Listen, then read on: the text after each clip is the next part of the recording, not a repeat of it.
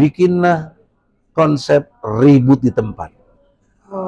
Jadi jangan nanti ribut bawa ke MK, MK-nya begitu. Ribut di tempat. Ribut di tempat. Bagaimana C1 yang kita punya, kalau nggak sesuai yang diumumkan dari C1 yang nyoblos kita, ributlah.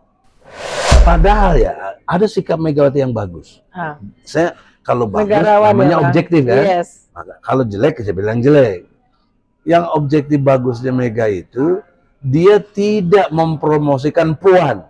Padahal awalnya isu-isunya Puan untuk jadi capres, tapi dia pilih orang lain. Padahal Puan adalah anak kandungnya.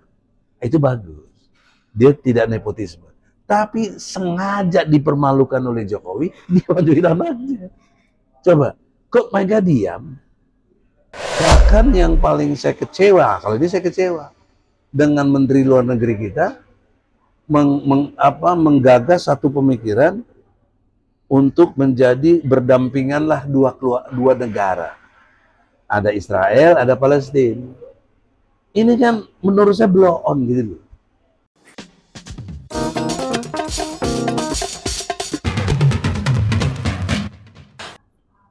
Kalau betul-betul dikelola pasal 33, ayat 3, bumi, air, dan segala kekayaan alam dikelola negara, dikuasai oleh negara dan diperuntukkan untuk masyarakat. Nah, itu membuktikan Indonesia nggak boleh miskin. Jadi perangkat undang-undang dan mentalitasnya itu sudah diatur oleh para pendiri kita, negara kita dulu, nenek moyang kita sudah membuat undang-undang Pancasila dan Undang-Undang Dasar 45 udah the best. Ada pasal 33. Ada tadi itu. Yang ketiga, tugas pokok presiden dalam fungsinya adalah mencerdaskan kehidupan bangsa. Tapi fakta yang ada, ini tahun 2022. Ada bukti kita rakyat Indonesia separuh dari penduduk Indonesia kekurangan gizi. Tepatnya 67% kurang gizi. Nah, kalau kurang gizi kita tahu jadi stunting, otak lemot, blow on. Jadi diduga generasi kita ini generasi blow on. Ke depan ditambah lagi dengan hiburan-hiburan yang bersifat hedonis, pornografi dan yang terbaru nih penting. Apa nih? Yang terbaru, Coldplay. Dia mau konser tanggal 15. Anda tahu Coldplay kan? Tahu dong. Band dari Inggris. Iya. Apa yang dipromosikan? Lagu, Bang. LGBT. Serius, Bang? Ada lihat dong. Ciri LGBT itu pakai pelangi itu, rainbow itu loh. Benderanya apa. Nah, kita sudah bikin penolakan. Dan saya minta Menko Polhukam, Menteri Pariwisata, Ketua Panitianya, juga Menteri Perhubungan yang merasa hebat dan berani tanggung jawab pasang badan akan tetap melaksanakan konser Coldplay tanggal 15. Nah, kita dengan para ulama udah sepakat, karena saya kan ketua umum tim pembela ulama dan aktivis TPUA, jadi saya berusaha untuk membela aspirasi ulama, ya, bahwa ini haram. Sejak zaman Nabi Lut sudah diharamkan LGBT. Tapi kenapa Coldplay mempromosikannya? Dan tiket saya dengar sudah habis katanya. Abang sedetail itu, Bang. Aku juga nggak tahu kalau Coldplay itu pelangi, benar. Ya, coba lihat di Google dong. Wartawan gimana? Pelangi ya? Lah iya. Masa enggak cepat? Kalau kurang gaul berarti kami. Karena saya pencinta lagu-lagunya juga, nggak sampai mendetail seperti itu. Nah, iya, dia memperjuangkan, mempropagandakan. Bahkan pernah satu konser di Jerman, dia mempraktekkan manggil penggemarnya yang LGBT, terus dinyatakan untuk meminang. Ada di luar negeri kan, maukah aku menikah dengan Ayu, tetapi sesama laki-laki. Ada di video itu. Ada di video, ya. Nah, ini yang akan diperlukan. Nah, pertanyaannya, kita ada pasal 31. Ayat 3, UUD 45, isinya adalah konsep pendidikan kita untuk melahirkan orang yang beriman dan bertakwa, serta berakhlak mulia. Nah, kalau Coldplay jadi propaganda, nah, kita sebagai orang yang politik ini harus dirubah. Tapi DPR diam saja, presiden tidak mempersoalkan ini, bahkan mengizinkannya, ya. Nah, jadi dia tidak mencerdaskan kehidupan bangsa, justru menterpurukkan. Gitu. Nah, yang terakhir, presiden mesti menjaga ketertiban dunia, sehingga segala bentuk penjajahan di muka bumi harus dihapuskan. Itu undang-undang dasar. Kita baru lalu kemarin ada gerakan Palestina, Free Palestine, Free Palestine. Tapi tanggapan Abang gimana? Jokowi tidak bergeming atau tidak menyatakan nota protes kepada Israel. Bahkan yang paling saya kecewa, kalau ini saya kecewa dengan Menteri Luar Negeri kita menggagas satu pemikiran untuk menjadi berdampinganlah dua negara. Ada Israel, ada Palestina. Ini kan menurut saya blow on gitu loh. Blow onnya bagaimana? Tahun 1948, yang namanya Israel itu belum ada. Dia mencaplok tanah Palestina. Itu sejarah, nggak ada yang bisa bantah saya. Bahwa Israel mencaplok Palestina, menjajah Palestina, ambil tanah Palestina. Maka logikanya kalau tanah dirampas, apakah harus kita bagi sama yang perampas? Gak boleh ya Bang? Ya nggak, ini jadi handphone kamu kan bagus nih, saya ambil. Bagi kamu dua? Marah nggak? Bagi dua bisa nggak? Ya nggak, akan blow on itu bos. Tapi itu disampaikan di PBB gitu. Ini kan jadi pelawak sebenarnya. Enggak mestinya kalau menurut Undang-Undang Dasar, kita kan patokannya Undang-Undang Dasar. Bagi presiden itu tadi untuk menjaga tumpah darah, untuk menjaga ketertiban dunia, ada pasal 10 dan pasal 11 UUD 45. Jadi kalau bisa nanti di tappingin, dimasukin tuh pasal 10 ini, pasal ini, kemudian tadi pasal 33 ayat 3 ini, supaya kita orang netizen bahasa itu ada data. Saya tidak omdo gitu. Nah, pasal 10 menyatakan presiden sebagai panglima tertinggi bagi angkatan darat, angkatan laut, angkatan udara. Pasal 10. Pasal 11-nya presiden dapat menyatakan perang dengan persetujuan DPR. Nah, pertanyaannya, orang yang merampas, orang yang betul-betul jahat, bahkan membantai saudara kita Palestina itu, di rumah sakit pun dibantai, kok malah dikasih negaranya? Kok nggak ada pernyataan nota protes, apalagi nyatakan perang? Dan anggota DPR cicing we semuanya, nggak ada juga yang ngawasi. Jadi ini lemdak, you know lemdak, bebek lumpuh. Jadi seperti bebek lumpuh nggak bisa. Ya Allah, negeri kita begini. Padahal kita punya undang-undang dasar yang luar biasa. Padahal kita menjadi negara terbesar umat Islam. Kok nggak ada solidaritasnya dengan Palestina? Padahal dulu negara kita merdeka yang pertama ngakui adalah Palestina. Kok balas jasa kita apa sama mereka? Nggak ada. Nah, udah ngirim bantuan katanya Bang. Gini ya teori. Menurut Abang cukup nggak? Ini bukan ukur cukup dan nggak cukup, bukan urutan nggak syukur. Ada bantuan bagus, mudah-mudahan cukup, bagus. Tapi kan yang dibutuhkan Palestina bukan itu, bukan hanya itu, tetapi sikap tegas para negara-negara yang saya juga perhatiin juga jangan cuma Indonesia ya, lihat juga Arab Saudi, lihat juga Kuwait, lihat juga Mesir. Nggak ada yang bantu Palestina. Iya, diam gitu. Iya, itu kan kena sihir atau gimana gitu. Karena itu menurut saya cara berpikir yang tadi nggak objektif mereka. Mereka subjektif, mereka punya kepentingan, mereka cari makan di politik ini. Dalam skala besar ya.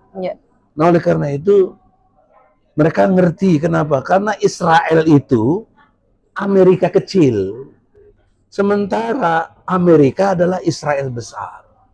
Nah, mereka takutnya itu. Dan presiden-presiden kita yang mau jadi presiden pada ke Amerika, minimal minta restu Amerika. Setidaknya Menteri Luar Negeri Amerika itu datang ke sini kalau udah. Lihat aja nanti. Nggak mungkin nggak. Nah, itu kan kita menunjukkan kita ini tidak berwibawa, kita ini antek, kita ini di bawah Amerika. Tadi emas aja nggak bisa ngapa-ngapain dari tahun 62. Apalagi urusan untuk presiden gitu. Ya. Dan inilah kelemahannya. Jadi mungkin suara saya nggak berarti hari ini, tapi kalau video ini banyak dilihat orang dan generasi ke depan, mungkin tahun-tahun ke depan ini punya arti. Insya Allah orang tergerak karena ini objektif, ini benar gitu. Harapan abang nih bang, untuk pemilu 2024. Saya kalau di segi harapan, hopeless lah. Hopeless ya? Iya, karena sehebat apapun Anies, ya gitu, itu saya dengar Anies bisa menang, tapi nggak bisa dilantik jadi presiden. Waduh, iya gitu ya bang. Ada. Karena kekuatan tadi. Ya itu. Atau panglima tertingginya ya, bisa. Bukti nanti apa namanya yang menang taunya bukan Anies gitu ada. Nah, maka saya punya konsep dengan RT. RT itu bukan rukun tangga, tapi di tiap TPS, nah, kasih tahu nih nanti saksi-saksinya, bikinlah konsep ribut di tempat. Jadi jangan nanti ribut bawa ke MK, MK-nya begitu. Ribut di tempat. Ribut di tempat. Bagaimana C1 yang kita punya, kalau nggak sesuai yang diumumkan dari C1 yang nyoblos kita, ributlah sampai selesai. Kalau semua Indonesia begini, se-Indonesia di 800.000 TPS, nggak bakal ada yang berani curang. Dan nggak usah diumumkan sampai ke sana, kan ada quick count.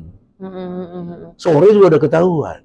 Setuju nggak bang kalau tempat ibadah jadi juga, maksudnya orang jadi tempat saksi gitu, mengawal TPS? Itu saya bukan lagi setuju. Bukan saya ngajarin ribut di tempat. Oh, lebih keras lagi ya? Lebih keras lagi, ribut di tempat. Nggak, karena efek dari rumah ibadah segala macam kan jamaahnya juga banyak yang belum. Bagaimana mau ngadu? Harus ngerti strategi. Nggak diajarin ya? Nggak diajarin, tetap aja. Orang sumpah demi Allah pada nipu banyak. Tapi kalau dia berani ribut di tempat, di TPS maksudnya, coba. Caranya gimana? Punya video, punya TV, punya foto paling tidak. Ya, C1 kita. Ikuti betul. Pengumuman diikuti. Kok nggak sesuai? Itu baru bisa ada harapan. Tapi kalau ribut di tempat dianggap nggak benar, ya udah kalah lagi. Tapi sekarang ini bang, malah isunya yang Ganjar sama Prabowo yang lagi bersinggungan, kita mah sibuk sendiri, happy sendiri nih. Itu dengan saya sendiri. Menduga ini masih main-main. Jadi secara teori ini politik dua muka. Dua muka. Ya. Dramaturgi. Iya, bukan lagi ini drakor, drama Korea. Drakor ya Pak ya. Drakor itu begini. Waktu Budiman Sujatmiko keluar atau dikeluarin ya dari PDIP karena masuk Gerindra. Nah, pertanyaan yang sama, ketika Gibran masuk lewat Gerindra, masuk lewat Golkar, kok nggak dipecat? Gitu. Iya, kok santai-santai aja. Iya. Permainan apa gitu? Drakornya, ya sudahlah daripada yang penting kalau nanti dia yang menang kan masih ada orang PDIP. Iya, masih ada PDIP di mana-mana ya. Begitu. Itu satu. Apa ini pura-pura aja gitu berantem? Itu drakornya di situ. Ya. Gitu. Yang kedua, dalam konteks drakornya ini kita melihat satu sisi yang mendasar Jokowinya sebagai petugas partai. Kok nggak dipecat? Dia udah membalelo dari apa yang Mega mau. Mega kan maunya udah Ganjar. Ya sudah dong. Jangan dia cawe-cawe. Dia sendiri cawe-cawe. Untuk calon selain Ganjar. Nggak boleh dong. Nggak etis lah paling tidak. Tapi kenapa Megawati cicing wae? Padahal kan dia the queen yang ditakuti. Sekali begini, nggak dianggap dia. Mungkin dia punya strategi bang, strategi diam namanya. Diam itu kalau diamnya itu emas, tapi kalau diam nggak aja jadi bau. Iya kan? Berarti. Jadi oleh karena itu tidak bermaksud ngajari Mega. Tolong saya minta ketegasan Anda. Ya. impeachment Jokowi. Nah, mungkin nggak itu? Sangat mungkin. Kenapa? Dia punya anggota DPR 120. Cukup. Ya, Cukup. 60. 20%. Apalagi ada partai-partai yang ngikut dia kan. Entah P3, entah yang lain-lain. Tapi katanya waktunya mepet. Gimana? Nah itu. Nggak ada istilah mepet untuk begini mah. Saya ini misalnya andai kata saya PDIP, saya Megawati, saya perintah aja impeachment Jokowi. Selesai itu. Semakin mepet biasanya semakin cerdas. Kreativitas masih iya. Tapi kan biasanya kamu kalau di Uber anjing cepat bisa lompat. Jadi atlet tiba-tiba. Jadi jangan alasan. Jangan alasan lagi, wah ini kita kasih kesempatan anak muda. Gibran kan anak muda. ABG tadi. Anak buah Gibran semuanya. Itu betul-betul dimanipulasi gitu. Tadi saya bilang, kalau anak mudanya si Heri, kok nggak boleh? Bukan anak presiden. Kapan atau ini siapa lagi satu lagi namanya? Ini nih, Raya. Raya. Kenapa? Satu lagi bang. Kenapa nggak Arma? Arma. Kenapa nggak? Itu karena aku bukan anak presiden. Padahal ya ada sikap Megawati yang bagus. Saya kalau bagus namanya objektif kan. Yes. Maka, kalau jelek saya bilang jelek. Yang objektif bagusnya Mega itu dia tidak mempromosikan Puan. Padahal awalnya isu-isunya Puan untuk jadi capres, tapi dia pilih orang lain. Padahal Puan adalah anak kandungnya. Itu bagus. Dia tidak nepotisme. Tapi sengaja dipermalukan oleh Jokowi, dia majuin anaknya. Coba, kok Mega diam? Itu pertanyaan serius. Jadi jangan retorika lah. Kita ini aktivis, ngerti banget gitu loh. Dan betul-betul untuk kemajuan bangsa ini kita pertaruhkan. Jadi jangan omongan saya dianggap keras terus nyinggung, enggak, saya pakai otak lah. Bener nggak saya ngomong ini? Kan kepentingan saya apa? Saya nggak cari makan kok di politik. Gitu. Dan memang karakternya Abang dari dulu emang ada bisnis development saya itu Budian kan itu. Kita punya bisnisnya ini. Kantor saya di atas ini. Di atas ya, Pak. Ya, oleh karena itu dalam pengertian ini tidak bermaksud mengajari. Podcast Anda ini kan harus punya nilai. Jangan adanya Camellia Channel ini dengan nggak ada sama aja. Iya, harus memberikan pembelajaran kepada anak-anak. Jangan dibilang ABG berarti ya. Anak-anak milenial dan anak-anak muda. ABG jadi begitu nih judulnya. Aduh, luar biasa Abang ini. Ada nggak Bang? Satu lagi yang tentang pengadilan itu. Iya, ini tadi nih, Bang. Kenapa baru sekarang? Tuh, pertanyaan orang banyak netizen. Kenapa sih Bang baru sekarang? Udah masanya udah mau habis baru Abang teriak-teriak. Yang kedua, nggak takut Bang masuk lagi? Insya Allah nggak begini. Gimana tuh, kenapa Bang? Baru sekarang? Kenapa nih Bang? Saya ini bukan pelaku utama untuk gugat Jokowi. Ya. Pelaku utamanya namanya Bambang Tri. Ya. Yang divonis 6 bulan apa ya Bang? 4 tahun. 4 tahun, sorry. Sebelumnya 6 tahun. Ya. 6 tahun. Terus saya gugat, saya banding, diturunin. Nah, itu aja udah membuktikan nggak benar kan putusan pengadilan. Nah, poinnya begini. Kenapa baru sekarang? Karena Bambang Tri baru selesai penelitian. Setahun lalu itu. Bukunya yang kedua, Undercover Jokowi. Yes. Undercover itu kan artinya penyamaran. Iya. Nah, bukunya yang kedua. Yang pertama, buku dia Undercover Jokowi yang pertama itu tentang jati diri Jokowi yang ada indikasi PKI dan lain sebagainya. Karena ngomong begitu, bikin buku itu dia dipenjara 3,5 tahun. Gitu. Nah, setelah dia keluar, dia di dalam penjara mungkin dia bikin buku lagi kan. Iya. Baru saya diberitahu. Itu pun lewat teman yang ngajak, Bang, ini ada yang minta bantu Bang, soal apa? Ijazah palsu. Saya nggak percaya, saya sangat kepo. Iya. Pengen tahu betul kok ada ijazah presiden palsu ini bagaimana ceritanya kan? Oke, saya bantu, saya bilang. Tapi begini Bang, repot nanti kita bisa lawan kita tawakal, kita punya Allah. Ini soal takut tadi. Iya. Nah, saya kasih resep buat Camellia juga kan sebagai Muslim. Iya. Surat Ali Imran. Ayat 150. Balillahumma maulakum wa huwa khairin nasirin.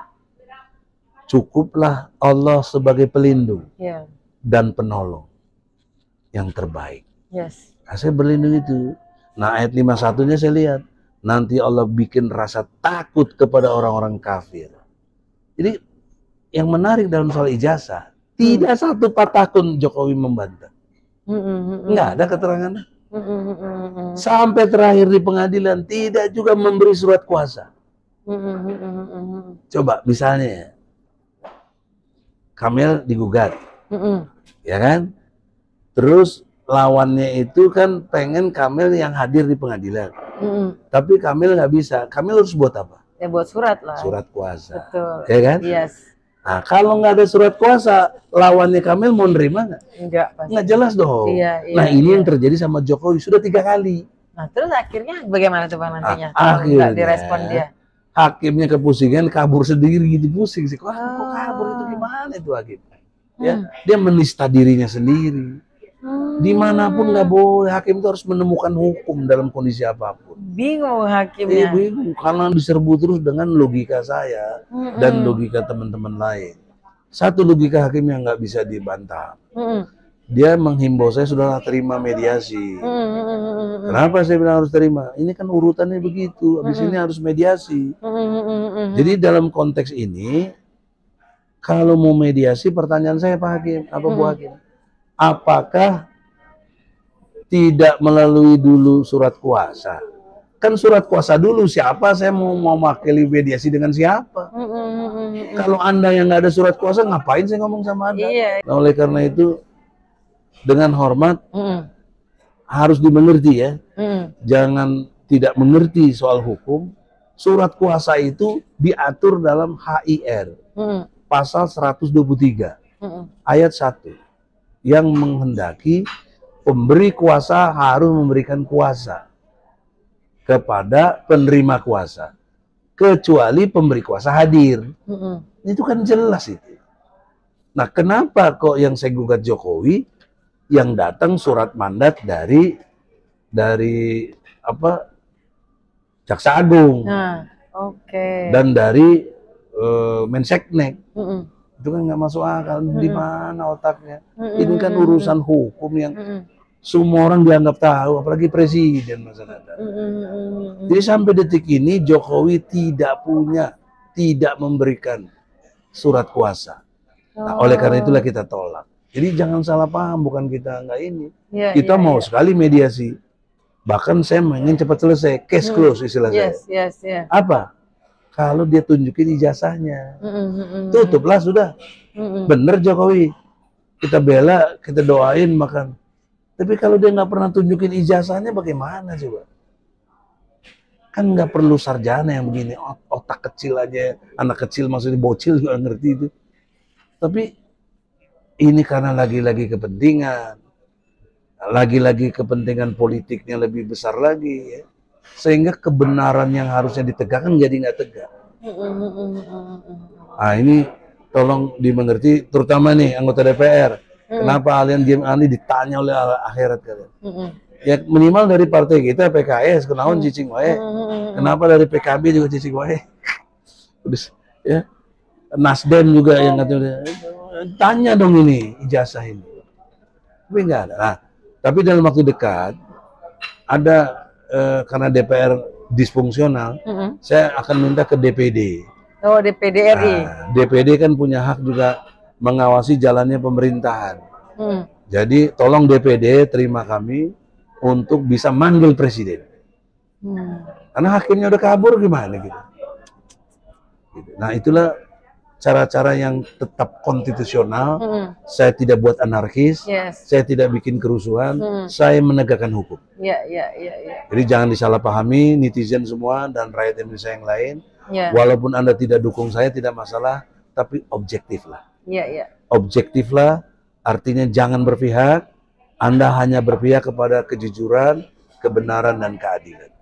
Baru Indonesia insya Allah tidak baik-baik saja. Pasti baik-baik saja. Bang, gitu. Keren banget Abang. Terima kasih Abang. Ada lagi yang mau disampaikan nggak Bang? Ya, sebelum penutup.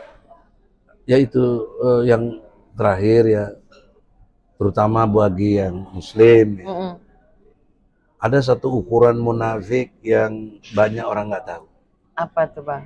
Yang orang tahu kan ya yang biasa 3 omong bohong, bohong, berkata amanah hianat, nggak amanah, janji ingkar. Ada yang satu lagi yang Allah kasih. Berarti. Ya, ada satu yang menarik itu di surat An-Nisa ayat 142. Nanti bisa lihat ya. Ada download Quran nggak? Baca aja. Ada dong. Supaya kita ada dakwah sedikit lah. Iya dong. PKB kok. PKB PKS.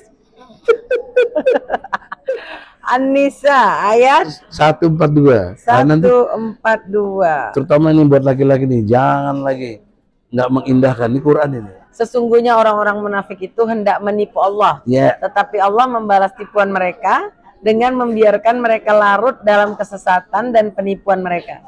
Terus? Apabila berdiri untuk sholat, mereka melakukannya dengan malas dan bermaksud ria di hadapan manusia. Berarti ini dong Bang ya? Jangan malas, sholat malas. Ya enggak sih Bang, masih juga tapi ini sholat agak subuh nggak tadi? Bang. Sholat subuh nggak di masjid? Di masjid apa enggak? Itu di masjid laki-laki. Ini bukan saya ngomong ya. Iya, bermaksud ria. Iya. Berarti orang sholat, contohnya orang berbuat baik hanya untuk. Iya. Ada si Fulan pernah jadi imam di Afghanistan lagi kan? Padahal apa TK aja nggak bisa kan? Itu kan ria aja itu. Udah pasti lah munafik gitu. Yang ngomong Allah bukan saya. Iya. Jadi nggak boleh. Kalau yang 3 tadi hadis, ini Quran.